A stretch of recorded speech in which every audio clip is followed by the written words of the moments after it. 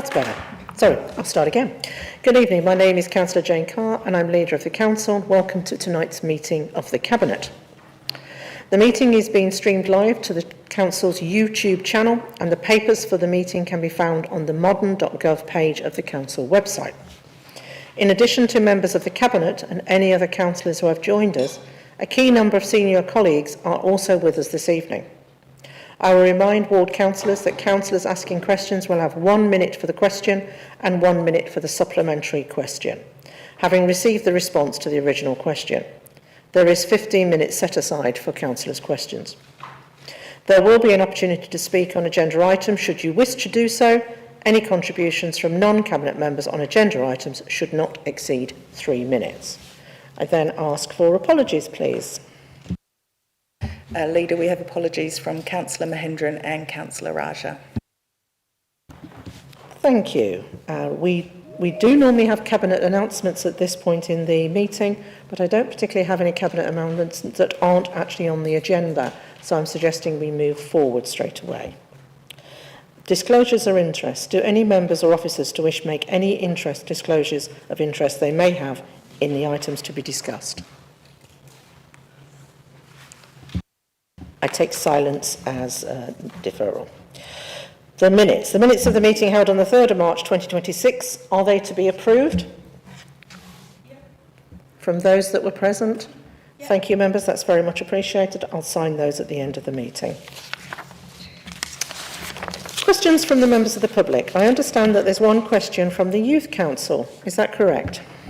Yes, Leader, from Mary Ngozo.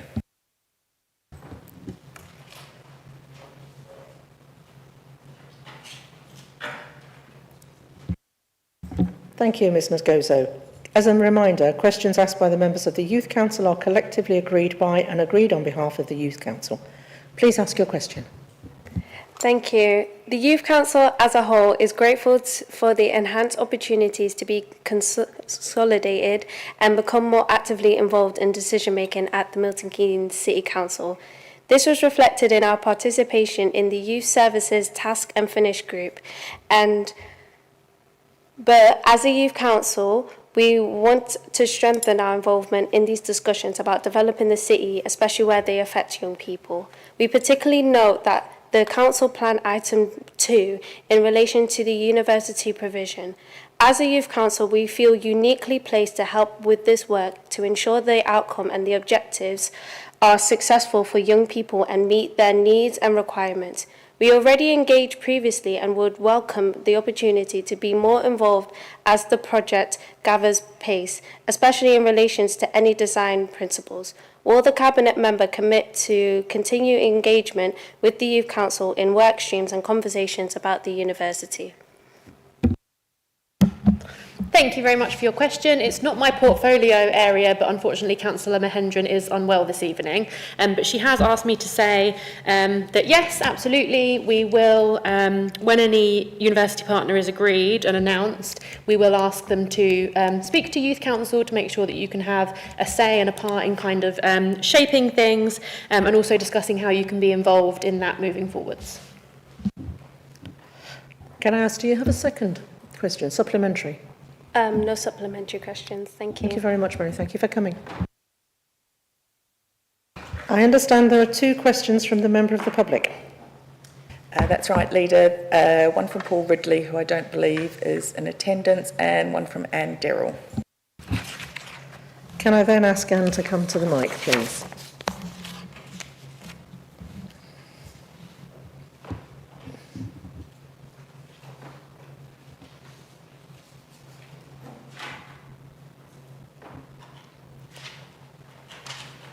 Please ask your question when you're ready. You'll need to pop your mic on. Good evening.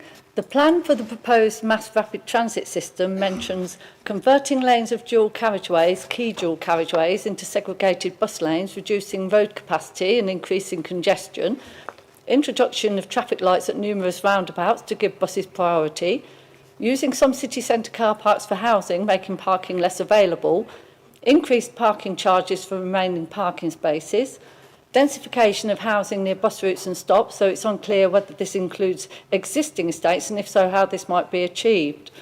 Reductions in speed limits are already creeping in and will be inevitable. The predicted running costs of the scheme are completely unknown, but the plan mentions a possible council tax precept to subsidise the scheme. Milton Keynes residents are largely unaware of what lies ahead.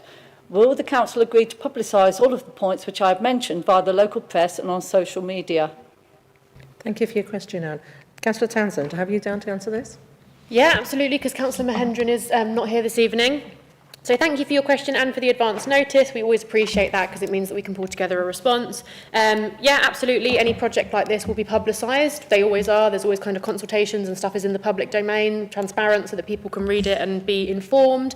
Often when there's large-scale projects as well, we even have kind of like workshops and drop-in sessions and kind of like live interaction consultation schemes that take part as well. So all of that will happen. We will consult and listen to residents. There will be significant benefits to the city from such a scheme, but at the minute it's a bit early to go into detail because at the minute we don't obviously know if we've got the funding, we don't know exactly at what point we'll go ahead, etc. And we obviously want to give residents, make sure that they have a full view of the scheme and all of the elements that it includes at a time when we know the detail, and we can't give the detail if we don't have it yet. In terms of like the speed limit reductions, there has been quite a lot of misinformation about the 5 roads that are currently under consultation. There has been enough accidents and quite serious accidents on those roads to warrant a consultation to see if we need to make some changes on those roads. And that's for the safety of all road users, pedestrians, cyclists, you know, anyone who is kind of alongside those roads, etc. The schemes do propose speed reductions, but they also do look at other interventions. So in some areas, for example, we've had to stop right-hand turns and stuff because of the high rate of accidents. And obviously we don't want people to be involved in accidents on our roads. And we always want to reduce, I'm just seeing what she's written, we always want to reduce the severity of accidents at these locations. And again, these consultations are only where there is a history of accidents. It's not like a blanket all over the city. It's where there is a history and data that supports the need for us to have a look at perhaps making some interventions to stop accidents happening. And do you have a supplementary? Yes, I do, yes. It is possible that the buses on the non-segregated secondary routes may be caught up in the increased congestion caused by the reduction in road capacity, thus making bus travel slower for bus users rather than faster. As a Milton Keynes council taxpayer, I believe that the mass rapid transit system should be referred to the scrutiny committee, as there are many unanswered questions regarding the implementation of the scheme and the wider implications, negative impacts and running costs which do not appear to have been given due consideration. Will the council agree to refer this scheme to the scrutiny committee? Councillor Townsend? Yeah, this item has been scrutinised by the Environment and Place, isn't it? Environment and Place Scrutiny Committee previously, but I imagine it will absolutely go back to scrutiny once we have more detail, because obviously councillors from all parties will want to scrutinise, will want to ask questions of officers and the cabinet member responsible. So yeah, we've done an early scrutiny on it, which I'm sure you can go back and look at the minutes for, or probably even watch online if it wasn't pink papers. So you can probably go back and have a look at that. But obviously we'll want to scrutinise it properly once we have all of the detail. Thank you very much. Thank you. Thank you for having me. No problem. If you could just turn the mic off, Anne, for me. Thank you so much. That's really kind of you. Right. The next item is item 6, councillor items. I understand there are no councillor items to be received. Is that correct? That's correct. Thank you. We then move swiftly on to item 7, councillors' questions. We have 15 minutes for councillors' questions. Do we have anyone wishing to raise any issue? Councillor Hopkins. Thank you very much indeed, Leader, and congratulations, Kerry, on your position. I'm sure when you talk to the colleague next to you, you'll realise this is the cabinet position. This is going to get 95% of all questions, both here and in full council. My question is by way of an invitation. Would you be prepared to come out to Wavendon and visit with me 2 specific sites in Wavendon? One, Walton Road, the Walton Road Bend, and Cross End, where the road is almost disappeared because of disintegration. I know you've been lobbied already by residents relation to the Walton Road Bend, but I think you'll find it of great assistance to come and view the site firsthand. Would you be prepared so to do? Thank you, Councillor Hopkins, for a very easy opening question. Absolutely, yes, no problem. Do you have a supplementary? Ready to express my unbridled delight at that response. Thank you, Councillor Hopkins. Is there any other councillor that wishes to ask a question? I'll take silence as the answer. Thank you very much. Moving therefore then on to item 8, the referrals and their responses from other bodies. And I'll take item 8A, Youth Services Task and Finish Group. Councillor Cannon.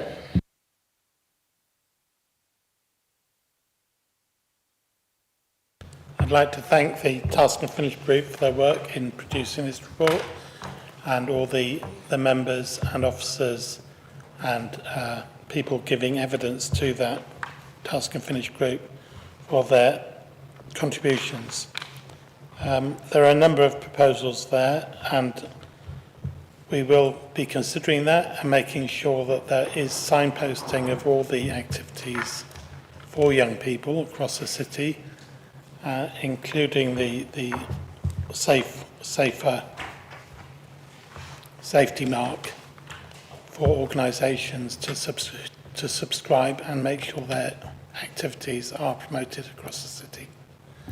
Thank you, Councillor Cannon. Councillor Hopkins, I do apologise. I should have caused you to introduce the report, and please accept my apologies, and please go ahead now.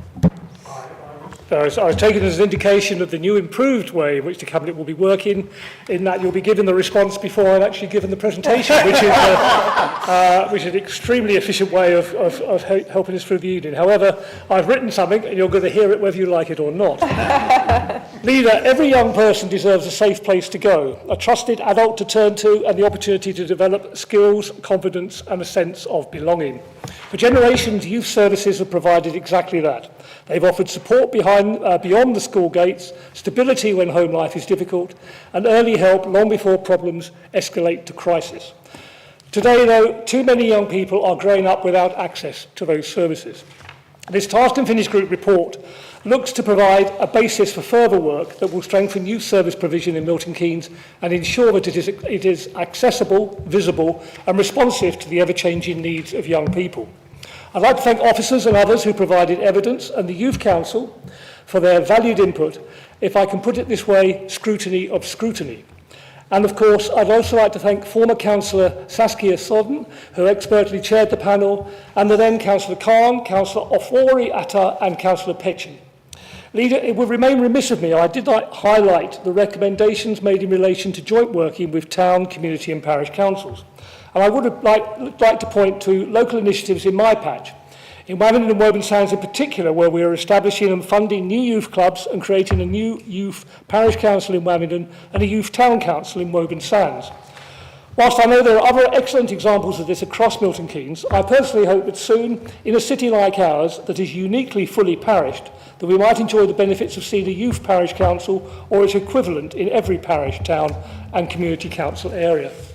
Leader, this report contains 17 recommendations, broken down as 14 for consideration by the Cabinet member, 2 for consideration by Children and Young Person Scrutiny, and 1 by way of thanks and hope of further work from the Milton Keynes Youth Council. Leader, youth services improve life outcomes by providing safe spaces, trusted mentors and engaging activities. Research we tapped into shows these services reduce truancy and antisocial behaviour, boost mental health and confidence, and increase long-term participation in education, employment and volunteering. Job and career opportunities for young people are not growing, they're shrinking, with 1 in 6 set to be out of work, education or training in the coming 5 years, unless action is taken now. These were the very depressing interim findings of a recently published review undertaken by former Minister Alan Milburn. We are at risk of a lost generation, he warned, with young adults facing a perfect storm of challenges. Leader, this focused Task and Finish Group report attempts to highlight that in Milton Keynes we can take action now to minimise these impacts by better equipping our young people to tackle the new world of challenges and opportunities that they face, and by offering them skills above and beyond what they learn in school. Skills that build confidence, social interaction, a broader range of friendships, and dealing most effectively with conflict and challenge. And I thank you for your leniency, because I've gone way over 3 minutes. Thank you, Councillor Hopkins. And might I add that I think scrutiny by young people is some of our more enlightening experiences. So thank you for that. Councillor Cannon, anything you want to add? Yeah, we will carry on working on this and come back to the Scrutiny Committee at their next meeting with more detailed proposals. Thank you. Thank you very much. Are there any other ward councillors that wish to speak? Thank you very much. Then, do we accept the report? Agreed. On to number 9, which is the council plan. I'm thrilled to be able to put before the Cabinet this evening and the public and those of us, the colleagues from the council here, the plan. I think it's really important to note that we are one of the few councils that have managed to get our plan out on time and get our leader elected. So I just want to push that out there and say thank you to everyone that's been involved. We have 70 items on that agenda, which is aspirational, but I think achievable. So we look forward to some of the top lines. And I think it's really important to start by saying how impressive our recycling has been, and we should be celebrating that more and more. So thank you, Councillor Wilson-Markley. But also to say that we feel that we can go even another step forward by looking at bulky waste, which is item 13. We're also looking at the planting more trees, item 16, which I think is again invaluable for our carbon footprint. But items 30 and 32, I think, are particularly interesting because 32 is the expansion of walnut tree surgery, which will add extra resilience in that area and be of great assistance to the residents there. And of course, providing additional support for those low-income families that are in crisis will be a continued piece of work that we've been working on for some years. All of which I think are incredibly important. And not least, working with our youth council, and I make the note that made Kate earlier regarding the university. So thank you for that. Are there any other Cabinet members that would like to raise items? Stunned silence. Marvellous. Right. Are there any other public speakers? There's no public speakers on this item. Very much. Are there any ward councillors or other council colleagues that would like to speak? If so, indicate now. Councillor Hopkins. Thank you. Well, as I'm here, I think there are two things that I would, in an ever-changing world, where there's emphasis on growth and economic growth and the Oxford-Cambridge corridor, I think it would have been important to include as a specific item the East-West Rail initiative. Now, you may say, well, that's picked up by definition elsewhere, but it's not specifically highlighted. Mm-hmm. And I think the other thing as well, because it's going to change all our lives, and certainly the lives of our children and our grandchildren, and that's the universal theme park, which is going to change the nature of the economy of this area quite fundamentally over the next decade or more. And I think is worth highlighting and bringing out within the report as a separate item.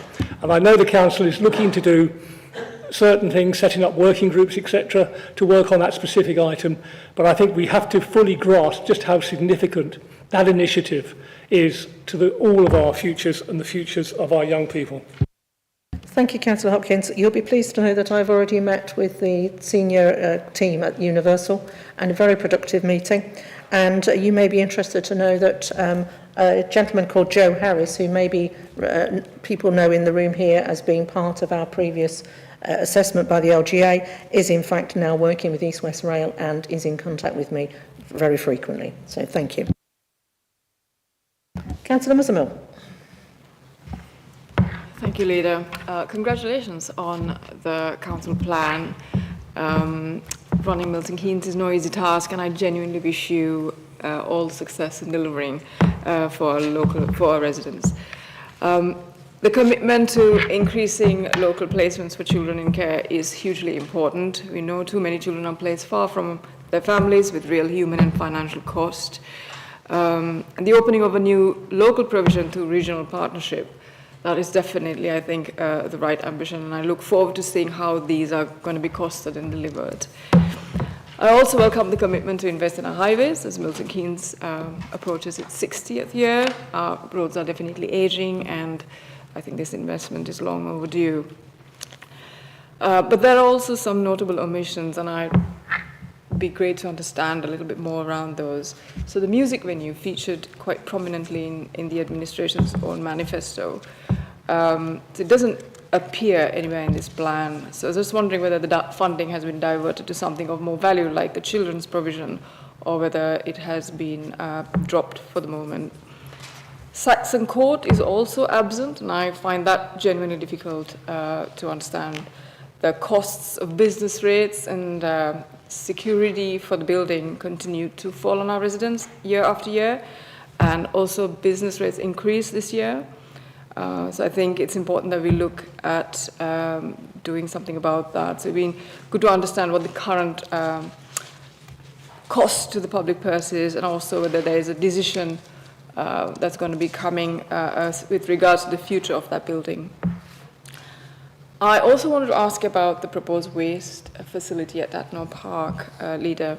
The Tatnall Park proposal generated significant and sustained concern among local residents, and I'm not sure if this proposal is still live because I haven't heard anything about it, and I would urge the administration to actively consider alternative locations and demonstrate that those concerns have been properly heard.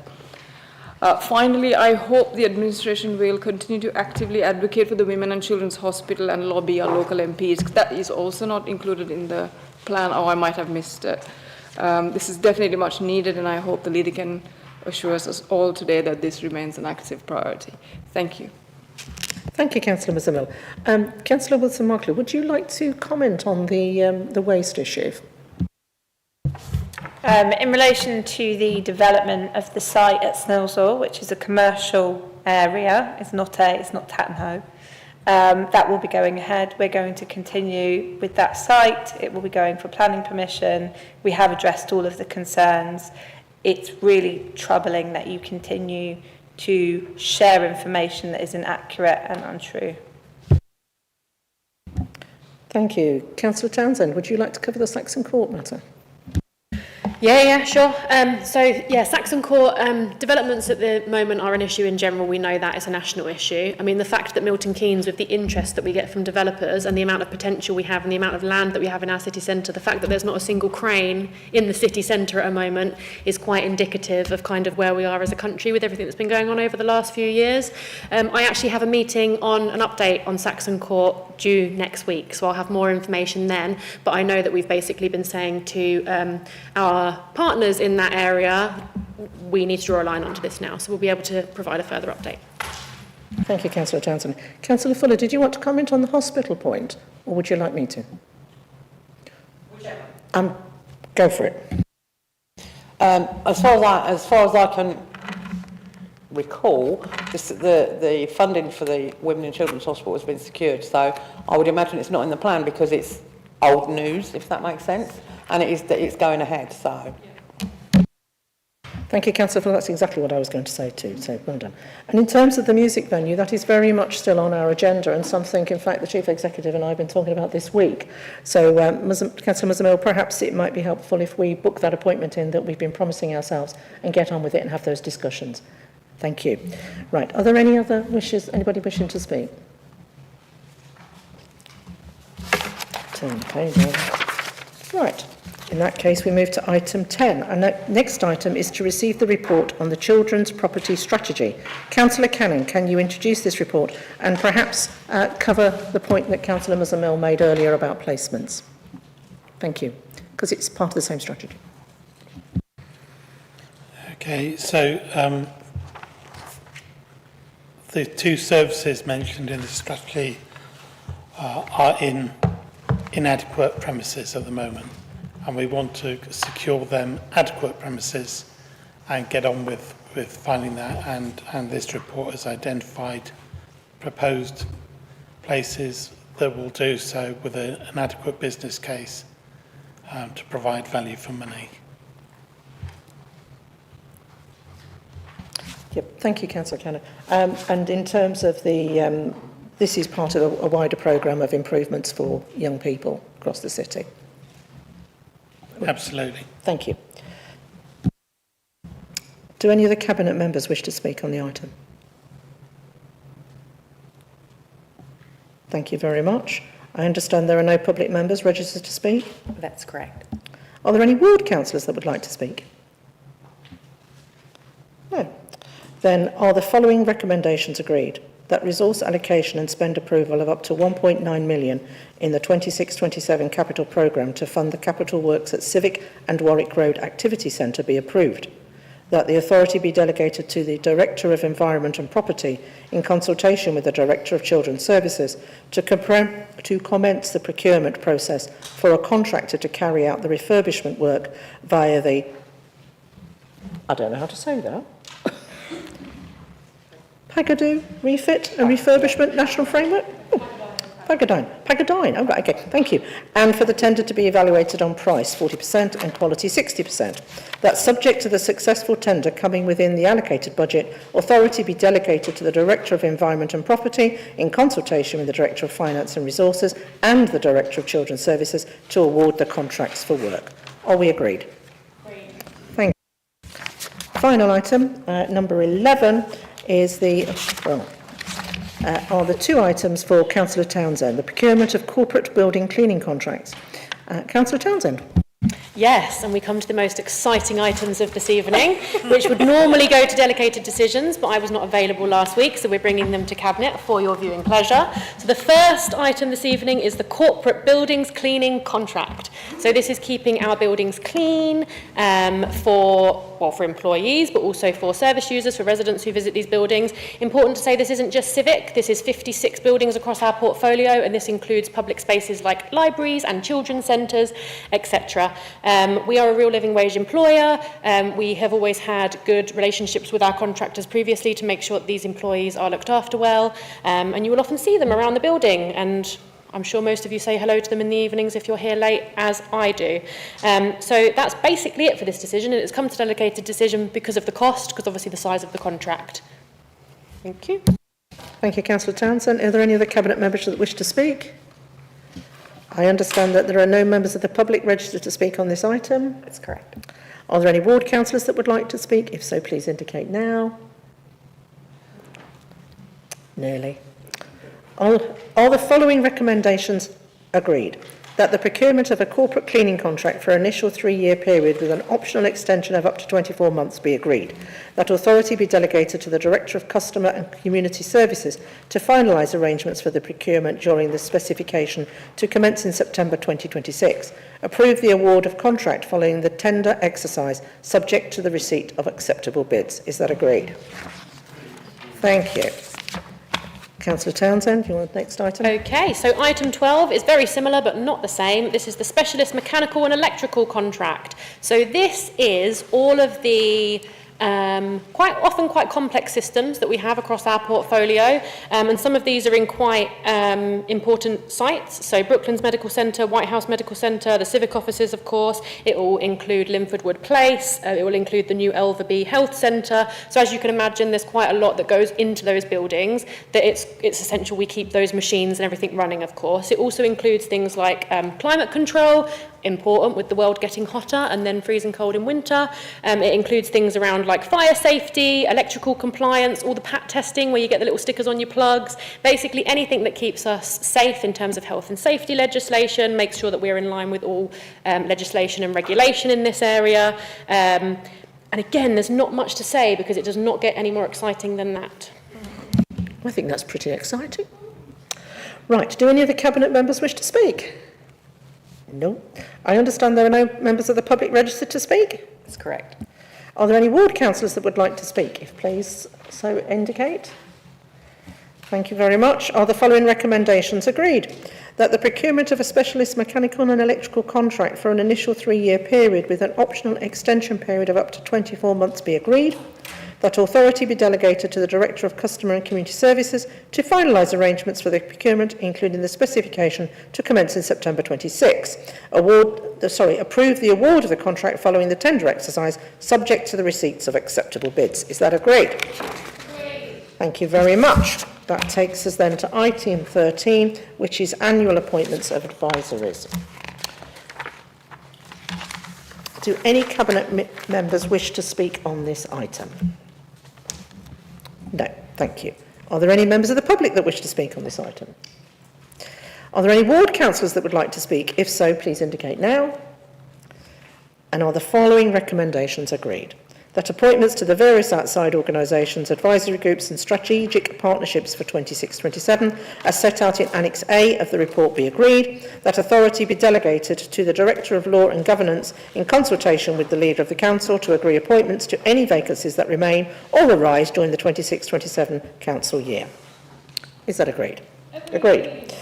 That concludes all the business for this evening. Thank you for everyone for their participation, and I close the meeting at 7 p.m. Thank you very much.